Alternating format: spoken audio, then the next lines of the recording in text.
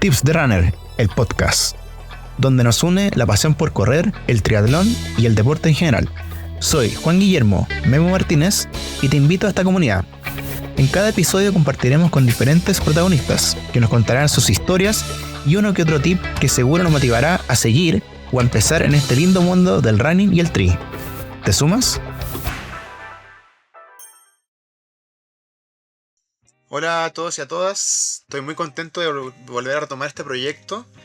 Tips de Runner, el podcast, está de vuelta. El día de hoy me acompaña Javiera Cornejo, psicóloga deportiva.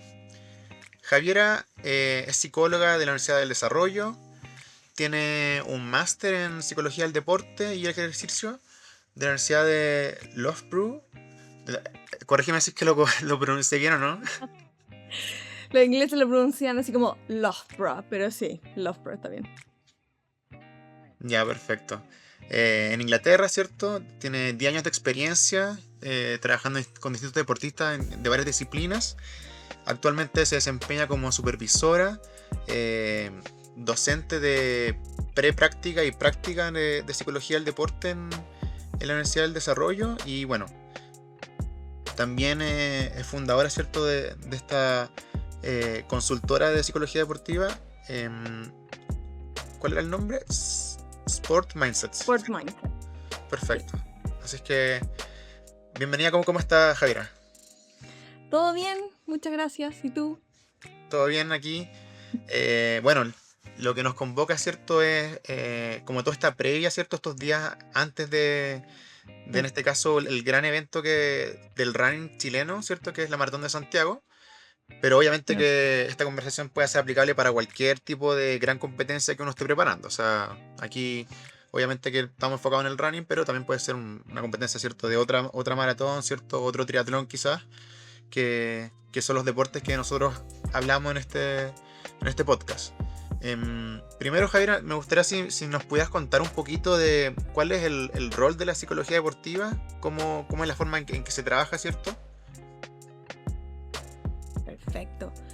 Bueno, la psicología deportiva, como quizás a diferencia de la clínica, que es como lo más clásico que uno conoce de la psicología, nosotros trabajamos donde está el deportista. Si bien tenemos también como este lado donde tenemos las consultas 1 a 1 con el deportista, ya online o presencial, en general nosotros estamos siempre donde está el deportista. Si en este caso el deportista, no sé, entrena en una cancha atlética, ahí vamos a estar. Está en el gimnasio, vamos a estar ahí. O sea, donde sea, en la piscina, etc. Idealmente estamos ahí. Entonces, finalmente, uno de nuestros trabajos principales no es solamente ayudar en el entrenamiento mental del deportista, sino que también como que alcance un sentido de bienestar general también. Trabajamos mucho desde la perspectiva que el deportista no es solamente deportista, que es como considerado así, casi que tiene que ser un superhéroe, así como Superman y un deportista de alto rendimiento. Nosotros lo consideramos una persona y como tal tiene problemas de una persona común y corriente, como por ejemplo el trabajo, las relaciones, muchas veces emociones relacionadas con obviamente el rendimiento, que es como lo más clásico, pero lo vemos como una persona como completa. Y por lo tanto no solamente trabajamos como el alto rendimiento, el que le vaya bien y que rinda como quiere rendir, sino que también trabajamos también todo lo que es el área del bienestar y que este deportista al momento de que llegue finalmente a su competencia, por la cual lleva probablemente años preparándose, se sienta lo suficientemente bien y esté como finalmente equilibrado para poder rendir de la mejor forma posible. Y Javiera, justamente tú mencionabas ahí como el tema del alto rendimiento, pero ¿cómo lo diferenciarías tú el trato, ¿cierto?, de los psicólogos deportivos entre un deportista de alto rendimiento o que está como en vías ¿cierto?, de ser elite, en comparación con el trato con un deportista amateur, ¿cierto? Un deportista de oficina, ¿cierto?, de 8 a 6 y después entrena. ¿Cómo, si es que ves que hay diferencia en la forma en que se trabaja o tienes similitudes? O sea, diferencias hay como... diferencias sí hay, obvio. Pero más que nada, por ejemplo, el deportista de alto rendimiento, imagínatelo como una pirámide. Abajo estamos todas las personas que practicamos algún tipo de deporte o actividad física. No sé, si vas al gimnasio, sales a trotar de repente, nosotros estamos en la base de la pirámide. Y mientras, ¿cómo se llama esto? Va subiendo finalmente el nivel, o sea, ya estás un poco más amateur o quizás no solamente eso, te estás como profesionalizando un poco, es cada vez menos personas, la punta de la pirámide. Entonces, finalmente uno piensa que el psicólogo deportivo trabaja solamente con alto rendimiento y en general son los menos que trabajamos ahí porque son muy pocos deportistas. Nosotros en general trabajamos más, yo personalmente trabajo más como con el deportista que va en camino al alto rendimiento o que está bien, no sé, por ejemplo, estoy trabajando con una deportista que hace, ¿cómo se llama esto? Ironman, entonces triatlón, estamos preparando eso. Me ha tocado trabajar también con seleccionados nacionales, pero en general el deportista amateur, que yo diría que es el que quizás más apoyo necesita, también como para lanzarse a la vida y quizás profesionalizarse, si esto es lo que quiere, está un poquito abandonado, porque muchas veces siente el mismo deportista que es como, "Oh, pero si yo no soy profesional, yo no estoy ahí, entonces ¿para qué voy a necesitar un psicólogo deportivo?". Y ahí es cuando quizás más herramientas podemos entregar. Y como que yo creo que ahí está ese nicho está un poquito abandonado también nosotros por los psicólogos. Perfecto. ¿Y has notado tú como alguna, en todos estos años, ¿cierto? Como alguna expansión de todo este el fenómeno del running, de la gente que va a las carreras, maratones, del triatlón? ¿Cómo lo has notado tú si ves como un fenómeno más amplio que el último año? Sí, yo creo que había un boom este último tiempo. Mucha gente que antes que quizás salía a tratar un poquito, ahora se está poniendo como desafíos más grandes, quizás empezar con algo pequeño, o sea, 10K, 21K, y ahí empezar de a poco. Y como que el sueño, he hablado con mucha gente conversando con amigos y es como, no, algún día quiero correr una maratón. Y como que cada vez se va instalando un poco más como en la gente común y corriente, por decirlo de alguna forma, que quizás no se dedica a esto profesionalmente. Pero sí, había un boom antes, uno veía una o dos personas quizás andando en bici, como más profesional. Ahora está lleno en el sector de donde yo vivo, o sea, fines de semana, a cualquier hora uno ve o gente trotando así ya como, y que uno ve que hay un poco más como de interés y profesionalismo por la forma, por ejemplo, cómo están vestidos. O sea, no una persona que se puso unas calzas y salió a trotar. O sea, hay mucha mayor preocupación desde las zapatillas, desde el outfit, el gear y todo lo que están usando finalmente. Y cada vez más está este interés por como cumplir este desafío. ¿Qué se siente correr 21K o 42K finalmente? Y yo creo que muchas personas se lo están poniendo como objetivo de vida. Así como algún día quiero correr una maratón. Y se ha notado mucho el interés. O sea, corridas que están llenas. Ahora todas las municipalidades, por ejemplo, tienen corridas también.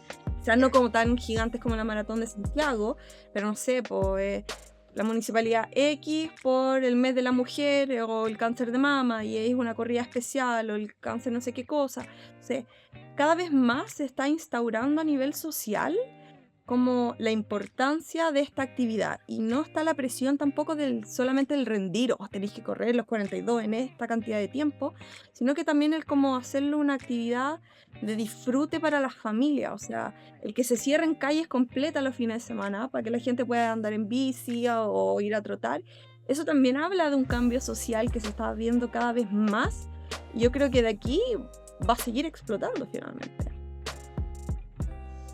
Claro, como la cultura deportiva en el fondo está creciendo y eso ha generado mayor interés en hacer deporte, ¿sí? Exacto, y como que se están abriendo espacios, porque antes, no sé, yo tengo 36, pero así como cuando yo era joven, más joven, no sé, estaba el típico como esto, en las plazas, en alguna que otra plaza había como de estas como máquinas, que en verdad no eran máquinas, pero finalmente como que alguien podía ir a hacer. Pero hoy en día, que se cierren calles principales como en Providencia, que se para todo el tráfico y todo el mundo sabe que se cierra y se da y todo el mundo sale a correr, o sea, si tú no sales es cosa de ver a alguno de tus amigos y está corriendo o suben el Cerro San Cristóbal, o finalmente, no sé, pues también otra comuna que yo conozco aquí en Lo Barnechea también de repente cierra algunas calles como para hacer ejercicio en ciertos horarios. Entonces, cada vez más los municipios están dando estos espacios para que la gente común y corriente pueda salir a probar, pueda salir a hacer ejercicio, y eso también obviamente favorece que se haga más actividad física. Claro. ¿Y has notado tú como dentro de estas personas que corren, ¿cierto? O los deportes de resistencia en general, como algo que te llama Mm. la atención de estas disciplinas? Como que hay un ADN específico como de deportistas que corren o que hacen triatlón o en relación a otros deportes, ¿cierto? Sí, o sea, es que es tan de resistencia finalmente. Yo creo que, a ver, es el llegar y lanzarse a correr no es obviamente la recomendación, ¿ya? Porque desde que no sabes elegir bien la zapatilla hasta que muchas veces la mente tampoco está preparada para este entrenamiento, así como de tanta resistencia, ¿ya? En general tendemos como quizás a ver mucho quizás el lado negativo o a pensar de forma más negativa. Hablamos mucho, en estos deportes hablamos mucho de todo lo que es el autodiálogo, finalmente. Es como uno se habla a sí mismo. Y una persona que quizás no está entrenada o que no está acostumbrada a este tipo de deporte, va a persistir un autodiálogo mucho más negativo. El, ay, cuánto falta, oh, es que todavía me quedan no sé cuántos kilómetros. Y uno tiende a ver, entre comillas, como el vaso medio vacío en vez de medio lleno. Entonces, en vez de decir, Como que por fin pasé un como que se kilómetro más, me queda uno autosabotea. menos. Exacto, uno se autosabotea. Entonces, estas personas que quizás dicen, oye, ¿sabes qué? En mi momento me voy a lanzar a correr.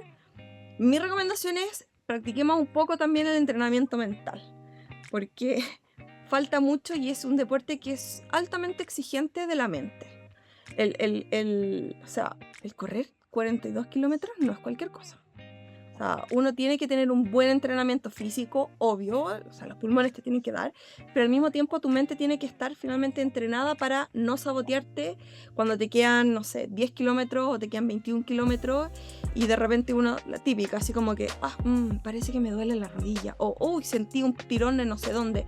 Entonces, cuando, entre comillas, no tenemos la mente entrenada, o sea, uno se agarra de eso y es como, me lesioné o me dio un tirón, tengo que parar, entonces es que no puedo respirar.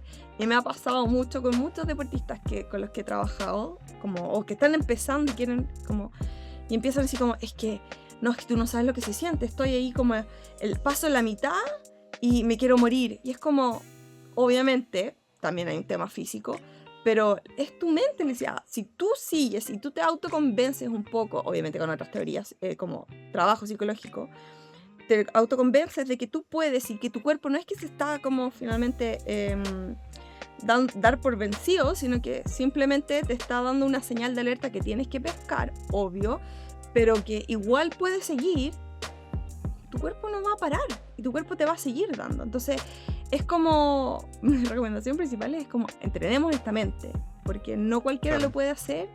Y es como, acá es cuando se empieza a ver quizás un poco como el concepto como de fortaleza mental. ¿Qué tan preparados estamos nosotros para enfrentarnos a esta carrera como de alta exigencia física y psicológica?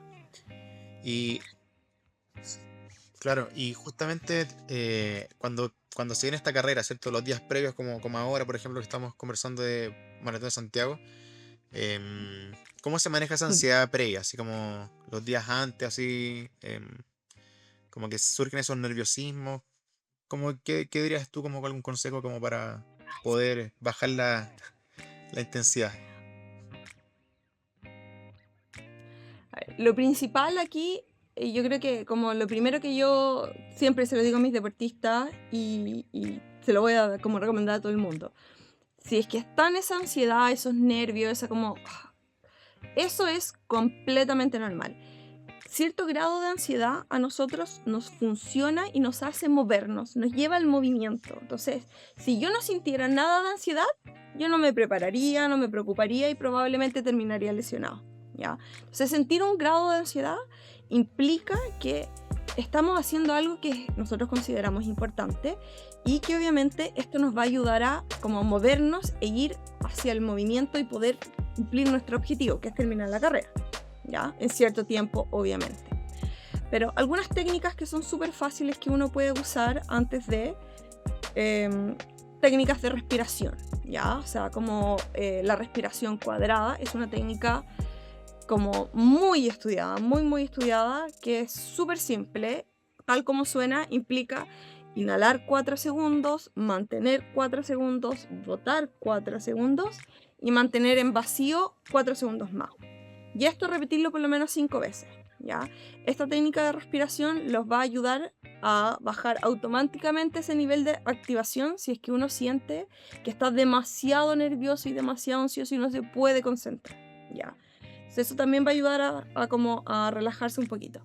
Mi recomendación es que si estás más o menos relajado o estás en un nivel de ansiedad que es manejable, no hagas una técnica de respiración porque si no vas a quedar demasiado relajado, ¿ya? Otra técnica de respiración que se puede Perfecto. utilizar es la que se llama 3-4-7, que también es inhalar 3 segundos, mantener por 4 y botar por 7 segundos, ¿ya? Eso también realizarlo entre unas 3-5 veces también va a ayudar también a bajar un poco y a calmarse, ¿ya? O sea, ¿qué es clásico y recomendable? Es mantener tu rutina precompetitiva. O sea, todo lo que uno hace siempre antes de una competencia, el arreglar el bolso, el preparar las colaciones, o ¿cómo se llama esto? Esos como sachet como de cafeína Los que de repente geles, tienen, claro. exactamente, los geles, Sí. todas esas cosas, prepararlas con tiempo, ¿ya? Ver que esté todo lo que tú necesitas, que esté en tus zapatillas si necesitas, no sé, X cosa, que esté finalmente el preparar el bolso, el comer la comida especial que tú comes, no comer algo así como que se escapa, como no recomendado por un nutricionista, ¿ya? Pero como que finalmente mantener como esta rutina que uno siempre tiene. ¿Por qué? Porque cuando mantenemos nuestra rutina, nosotros estamos tranquilos, ¿ya? Finalmente es algo como es tranquilidad en medio de la incertidumbre, porque nosotros no sabemos qué va a pasar.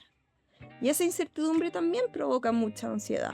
Entonces, cuando tenemos nuestra rutina precompetitiva, de repente hacemos técnicas de respiración o tenemos una playlist que nos encanta escuchar antes de una competencia porque nos ayuda como a motivarnos, hagamos eso siempre. O sea, el tener como claro qué es lo que hago primero y qué es lo que viene después, nos va a ayudar también mucho a manejar esta ansiedad y a finalmente sentir un poco que uno tiene un poco de control sobre la situación, a pesar de que es mucha incertidumbre y uno nunca sabe cómo va a pasar o lo que va a pasar. A pesar de que puedas haber corrido, no sé, 3 maratones de Santiago antes, siempre hay cierto grado de cosas que se escapan de tus manos. La rutina precompetitiva sí o sí te va a ayudar a mantenerte tranquilo, ¿ya? O sea, ahí también uno puede usar también, no sé, técnicas de visualización o alguna otra técnica como de autodiálogo, tener alguna frase motivacional que te pueda finalmente ayudar a concentrarte. El calentamiento también entra dentro de esta rutina precompetitiva. Entonces, el tener claridad de las cosas que uno hace antes y hacerlas como en los tiempos y no andar corriendo, por ejemplo, esas cosas también te van a ir ayudando a sentir que uno tiene el control de la situación y a partir esta carrera como mucho más tranquilo y de la mejor forma posible. Claro, o sea, que ya algo que ya por lo menos preparaste, ya viviste antes, entonces tratar de no salirte de esa misma rutina, ¿cierto? Que tú comentas, como lo del Exacto. bolso, ¿cierto? Preparar todas las cosas con tiempo. Igualmente, muchas veces hay factores externos, ¿cierto? Que uno no puede controlar, por ejemplo, el tema del tiempo, ¿cierto? Por ejemplo, tocó lluvia. Mm, mm. ¿Cómo crees tú que se puede ahí como manejar ese momento así que no... O mucho calor también, a la inversa, ¿sí? Sí, pues esas son cosas que uno finalmente, que obviamente te van a afectar, o sea, como que uno tiende a entrenar quizás como bajo las mejores condiciones posibles, ¿ya? Claro. O sea, no sé, pues tú no te vas a ir a correr a las 4 de la tarde durante el verano porque sabes que el calor es demasiado intenso y realmente va a salir peor. Pero el prepararse muchas veces para este tipo de cosas no nos funciona mucho, porque es algo que se escapa totalmente de nuestro control. Y por eso mismo uno tiene que como, obviamente a través de entrenamiento mental, pero algunas personas lo hacen porque sí nomás, pero el soltar, como el pensar, ok, esta es la lista de las cosas que yo sí puedo controlar. Y uno puede hacer una lista en su Exacto. celular, en un papel, en mental, como uno lo quiera. Esto puedo hacer, mi bolso, o hacer las técnicas de respiración, visualizar, no sé, tener mi frase motivacional, hacer esto otro, y uno hace su lista. Y al mismo tiempo puedes hacer tu lista de las cosas que claramente no puedes controlar y que lamentablemente no te puedes preparar para eso. O sea, ahora sabemos más o menos cómo va a estar sabemos más o menos cómo va a estar el clima quizá para la maratón, pero tampoco es un 100% una ciencia exacta. Ya, o sea, desde que te dicen de un día, esto puede cambiar de un día para otro. Entonces, el tratar de prepararse y anteponerse a estas cosas finalmente producen más ansiedad. Entonces, el consejo es, entre comillas, respirar profundo y tratar de soltar aquellas cosas que no podemos. Y concentrarse en lo que uno sí puede controlar, ¿ya? Mis emociones, mi rutina Perfecto, precompetitiva, sí. mi No, de todas maneras, como playlist, lo ser que sincero como. con... Ese tipo de cosas. Obvio, mantener las expectativas también como más o menos realistas. O sea, yo no puedo controlar el clima. Entonces, claramente, por más que yo quiera, quizás, no sé, troto mejor bajo, no sé, X condiciones climáticas, no lo puedo hacer. El ideal sería que bacán. Y ahí uno las tiene todas para ganar. Pero si es que no, finalmente uno se tiene que decir, ok, respirar profundo, soltar y concentrarse en lo que se viene ahora. En el maratón, ya cuando uno llega al kilómetro 30, ¿cierto? Son 42 kilómetros, 125 metros. Después del kilómetro 30 le llaman el famoso muro. Y ahí obviamente que se vuelve muy... O sea, obviamente que el cuerpo te está diciendo, ¿cierto? Que ya hay un desgaste físico importante. Pero también yo creo que ahí es donde más como que prima la parte, esa fortaleza mental que mencionabas. Entonces, ¿cómo crees tú que se puede readecuar ese dolor físico, ¿cierto? Para no convertirlo en un sufrimiento, en un martirio mental. Claro. O sea, como dices tú, es el muro. Y ahí tenemos, finalmente, cada uno tiene dos decisiones. O me concentro 100% en el dolor y me retiro porque ya es demasiado y como que, entre comillas, el cerebro se autoconvence un poco de que el dolor es tanto que ya no podemos más.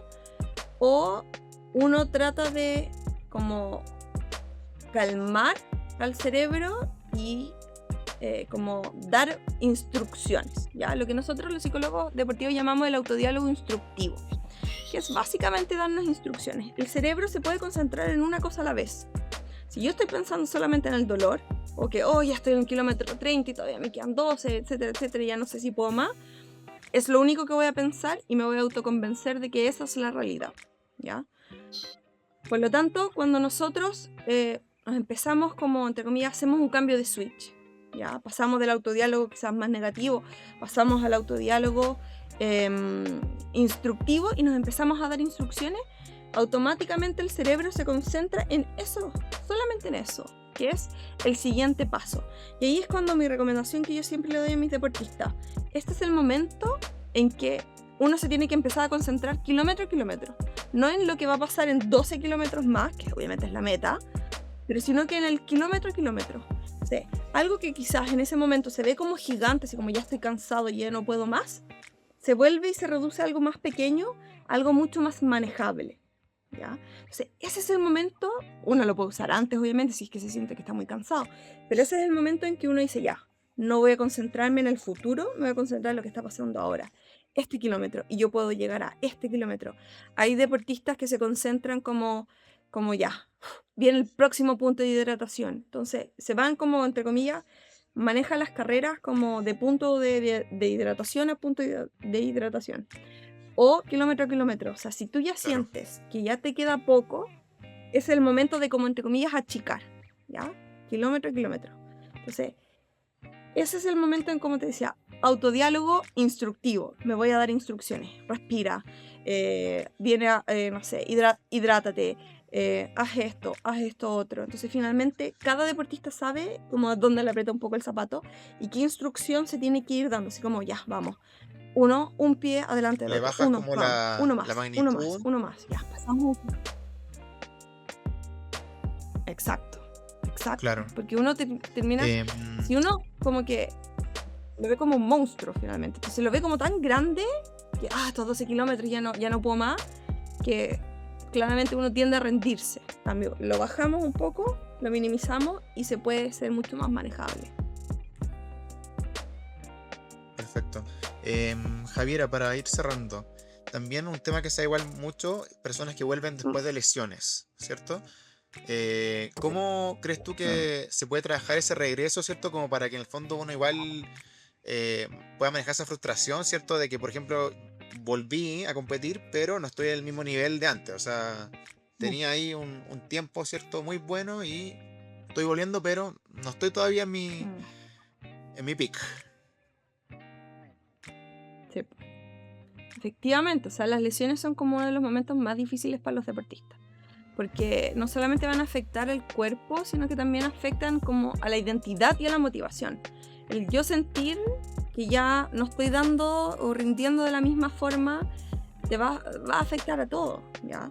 O sea, el ideal sería tener el apoyo psicológico deportivo desde como el momento uno de la rehabilitación. O sea, te lesionaste, tal como uno entra quizás al kine, Perfecto. uno debería entrar a un psicólogo deportivo. O sea, como del momento uno.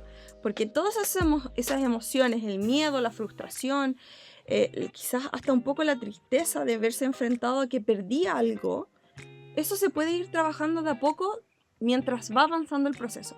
Hay lesiones y lesiones, lesiones que son más largas, otras más cortas. ¿Sí?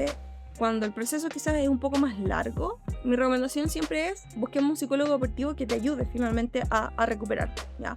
No todos los deportistas les pasa esto. Hay algunos que lo aceptan como parte, como inevitable finalmente del deporte y si ellos se preparan mentalmente como para estas situaciones.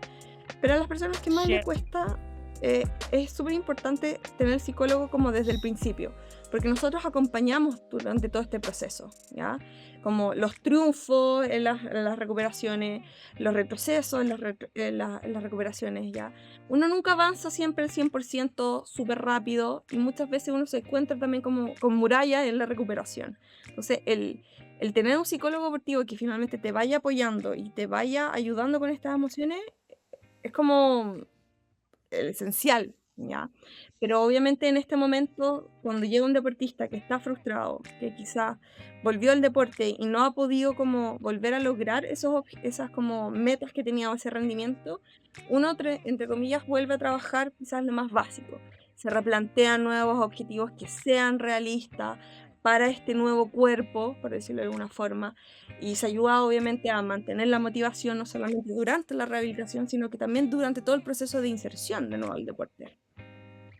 Y se prepara también el regreso al deporte. No es llegar y decir, ya buena suerte que te vaya trotando, sino que uno lo acompaña en eso y probablemente lo va a acompañar una o dos o tres carreras hasta después de que ya haya vuelto.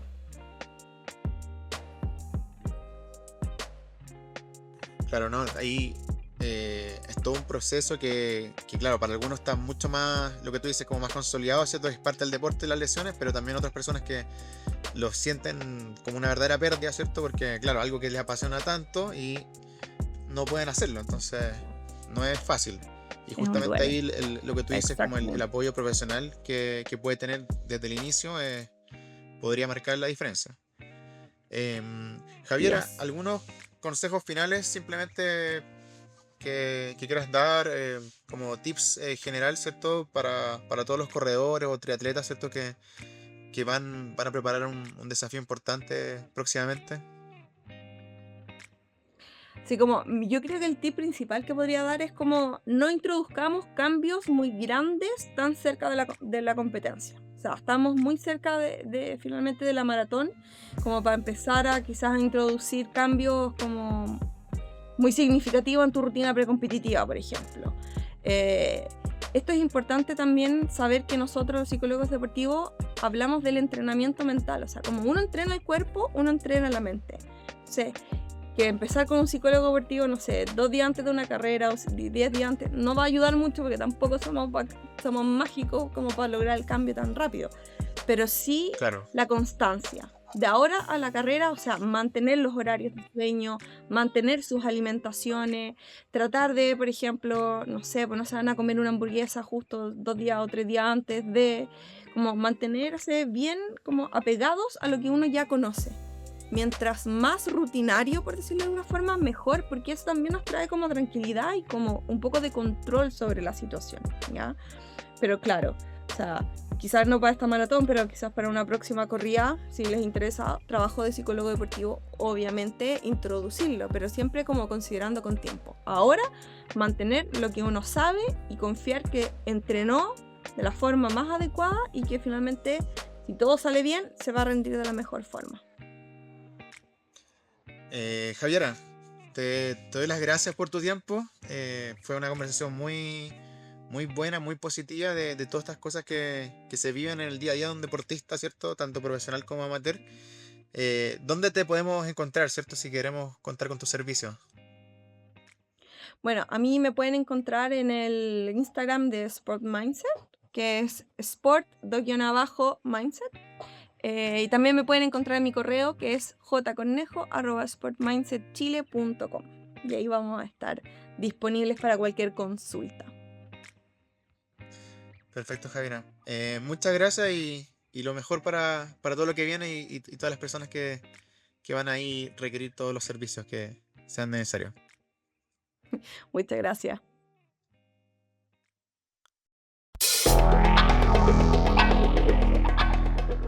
Esto fue Tips de Runner, el podcast. Recuerda seguirnos en todas las plataformas. Muchas gracias por habernos escuchado. Nos vemos en el próximo episodio.